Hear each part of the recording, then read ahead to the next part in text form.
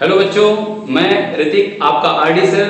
Welcome to our channel Gurukul Shiksha Sansthan. आपके लिए मैं लेके आया हूं आज क्लास 10 की एक सर्कल वृत्त चैप्टर की एक ट्रिक, जिसमें हम बेसिकली एक थ्योरम पे फोकस करते हैं। थ्योरम क्या है? The angle subtended by a semi circle is a right angle. अर्धवृत्त पर बना कोण समकोण होता है। इसे हम समझेंगे कि हम इसे थ्योरम को सिर्फ याद करेंगे ऐसा नहीं है, प्रॉपर्ली हमें समझ में भी आना चाहिए, क्योंकि इससे रिलेटेड एक और थ्योरम है जिस थ्योरम को हम नाम देते हैं the angle subtended on the centre of the circle is twice the angle subtended on the circumference of the circle. और इसका मीनिंग क्या है कि जो केंद्र पर बना हुआ कोण होता है, एंगल होता है, वो परिधि पर बने कोण का 2 गुना होता है। ठीक है बच्चों, तो हम समझेंगे इसको। एंगल AOB ये बच्चों कहां पे बना हुआ है? सेंटर पर। और एंगल ACB ये कहां बना हुआ है? परिधि अर्थात हमारे सर्कमफ्रेंस पे।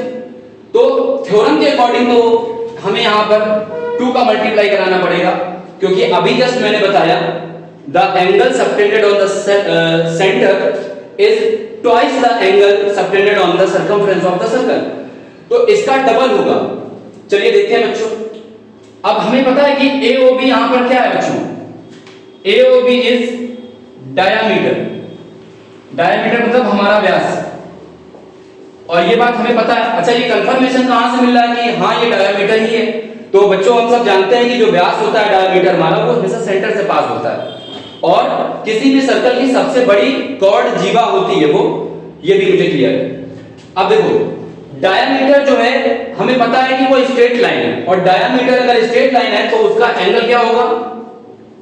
At the centre 180 degree. और क्योंकि ये ट्वाइस है तो 2 का मैंने इधर मल्टीप्लाई कराया था। जब हम प्लेस उसका चेंज करेंगे तो जो मल्टीप्लाई में होगा उसका इधर डिवाइड करेंगे, और हमारे पास एंगल ACB की वैल्यू आ जाएगी 90 डिग्री। क्या 90 डिग्री को हम लोग राइट एंगल नहीं बोलते? 90 डिग्री को हम लोग समकोण बोलते हैं। तो यहां से बच्चों में ये क्लियर होता है कि हमें सिर्फ रटना नहीं है कि मैं गया और थ्योरी को रट लिया बस खाली की the angle subtended by a semi circle is a right angle. हमें समझना भी जरूरी है। समझना इसलिए जरूरी है क्योंकि ये सिर्फ एक थ्योरम नहीं है, इसके अंदर मैंने अभी तुम्हें दूसरी थ्योरम भी बताई है। वो थ्योरम यूज करके भी बहुत सारे क्वेश्चंस बनाए जा सकते हैं, तो जिसको हम लोग मल्टीपल में भी यूज करेंगे। और जो बहुत सारे लॉन्ग क्वेश्चंस होते हैं जिसमें हमें, देखिए अगर ये डायरेक्ट क्वेश्चन आता तो मैं इसको आपको डिटेल में बताता, आप एग्जामिनर को डिटेल में बताते।